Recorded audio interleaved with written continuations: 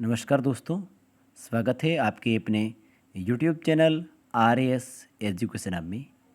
प्यारे साथियों, जैसा कि आप सभी को पता है कि हम कक्षा 7 की पुस्तक सामाजिक विज्ञान को पढ़ रहे हैं, जिसमें हम 3 टॉपिक कवर कर चुके हैं। आज हम चौथा टॉपिक देखने वाले हैं और चौथे टॉपिक का नाम है भूमि। ठीक है, तो आज हमारा टॉपिक है भूमि और भूमि से संबंध में आज हम चर्चा करने वाले हैं, बातचीत करने वाले हैं। तो बिना किसी समय गंवाए सीधे इस टॉपिक पर आ जाते हैं। ठीक है, अब उसके सिवाय मैं आपको एक बात और बता दूं कि वीडियो पसंद आए तो लाइक कर देना, अपने मित्रों में शेयर कर देना, चैनल को सब्सक्राइब कर लेना। अब मित्रों बात करते हैं पहाड़ी क्षेत्र में भूमि का उपयोग। जो पहाड़ी क्षेत्र में भूमि होती है उसका उपयोग किसके लिए होगा मित्रों? खनन करेंगे या फिर वन के लिए काम आएगी या पशु शरण आदि कार्यों में काम ली जाती है। ठीक है, तो जो पहाड़ी क्षेत्र में भूमि होती है उसका उपयोग या तो खनन के लिए होता है या वन के लिए होता है या पशु शरण के लिए होता है। ठीक है, अब होती है वन भूमि। वन भूमि क्या होती है मित्रों? वह विस्तृत भूभाग जो प्राकृतिक वनस्पति से ढका हो। वह विस्तृत भूभाग जो प्राकृतिक वनस्पति से ढका हो वह भूमि क्या कहलाएगी? वन भूमि कहलाएगी। जैसे राष्ट्रीय उद्यान है, वन्य जीव अभ्यारण्य आदि है। अब एक कृषि भूमि, देखो मानव द्वारा जहाँ फसलें उगाई जाती है वो कौन सी भूमि होगी? कृषि भूमि होगी। ठीक है, और वन भूमि क्या होगी? जहाँ प्राकृतिक वनस्पति से ढका है बस वो वन भूमि। और कृषि भूमि जहाँ मानव द्वारा फसलें उगाई जाती है। और बंजर भूमि जहाँ ऐसी बेकार पड़ी भूमि जिसे कृषि योग्य भूमि में नहीं बदला जा सकता है, जैसे पर्वत है तो बंजर भूमि है क्योंकि वहाँ कृषि नहीं की जा सकती। जैसे पथरीली भूमि है वहाँ पर कृषि नहीं की जा सकती, या दलदल दलदल है तो ऐसी भूमि हम क्या कहेंगे मित्रों? बंजर भूमि कहेंगे। बंजर भूमि मतलब बेकार पड़ी ऐसी भूमि जहाँ कृषि नहीं की जा सकती या कृषि योग्य नहीं बनाया जा सकता है। कृषि योग्य व्यर्थ भूमि कृषि योग्य है लेकिन व्यर्थ पड़ी है ऐसी भूमि होती है। इसे बेकार पड़ी भूमि को कृषि योग्य भूमि में बदला जा सकता है। चारागाह भूमि ये वह सार्वजनिक भूमि जिस पर पशुओं को चराया जाता है, पशुओं को चराया जाता हो। एक होती है उद्यान भूमि। उद्यान भूमि वो होती है मित्रों वह भूमि जिस पर फलदार वृक्ष उगाए जाते हैं, तो वो होगी आपकी उद्यान भूमि।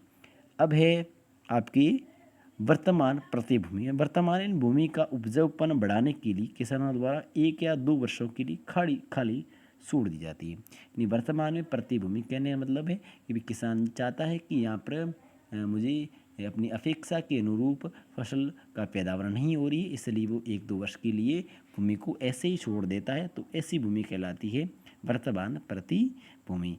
पुरानी प्रतिभूमि, यदि किसी भूमि पर 5 वर्षों तक कृषि नहीं की जाती है तो वो मित्रों पुरानी प्रतिभूमि कहलाएगी। अगर 5 वर्ष से अधिक के लिए छोड़ी गई है तो वो भूमि ही पुरानी प्रतिभूमि कहलाएगी।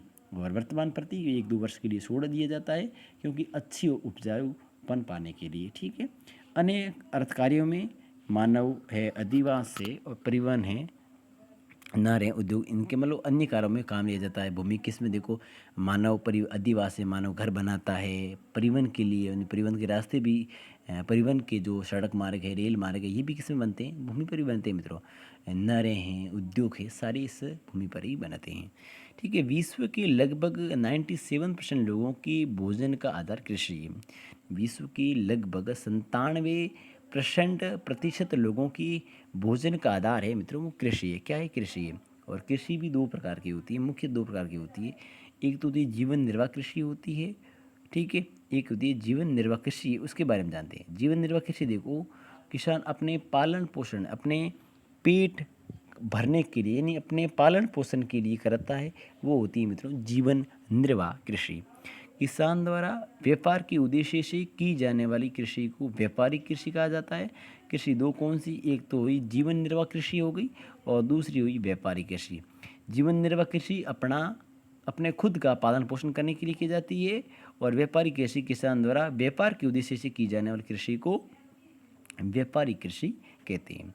जैसे अमेरिका में और कनाडा में इस प्रकार की कृषि होती है। ठीक है मित्रों, ये आपको समझ में आ गया होगा। अर्जेंटीना है, न्यूजीलैंड है, ऑस्ट्रेलिया है, डेनमार्क है, भारत आदि देशों में अर्थव्यवस्था में पशुपालन का महत्वपूर्ण योगदान है। देखो अर्जेंटीना है, न्यूजीलैंड है, ऑस्ट्रेलिया है, डेनमार्क है। भारत आदि देशों में अर्थव्यवस्था में पशुपालन का महत्वपूर्ण योगदान है।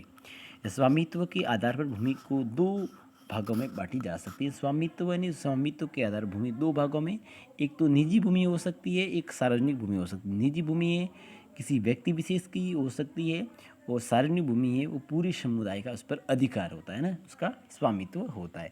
इस स्वामित्व के आधार पर भूमि दो प्रकार की होती है, निजी किसी व्यक्ति विशेष की, सार्वजनिक के पूरे समुदाय का उस पर अधिकार होता है। ठीक है मित्रों, अब देखते हैं कृषि, अब इसके माध्यम से हम समझेंगे कि किस प्रकार की भूमि है, कहाँ कितनी यूज ली जाती है। अब देखते हैं कि भूमि उपयोग के अनुसार कुल भौगोलिक क्षेत्र का प्रतिशत है। जैसे भारत है, भारत में कृषि योग्य भूमि है वो है 60%। चारागाह है, 4% भूमि पर चारागाह है, और वन है 23% भूमि पर है, और उद्योग वगैरह में 13% भूमि का उपयोग लिया जाता है। इस प्रकार कुल भूमि है वो 100% पूरी हो जाती है।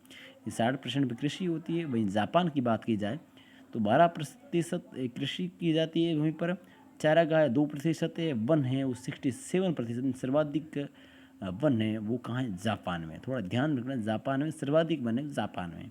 ठीक है, और मैंने जहाँ लाल लाल लिख रखा ना, यहाँ कुछ न कुछ विशेष इसलिए रखा है ना, तो ध्यान रखना। कृषि ये सर्वाधिक कृषि भारत में होती है, ये ध्यान रखना। और सर्वाधिक वन है वो कहाँ है, वो आपकी जापान में है। जहाँ आपको लाल दिख रहा है वहाँ विशेष बात इसलिए लिख रखा है। और ऑस्ट्रेलिया है, ऑस्ट्रिया में सर्वाधिक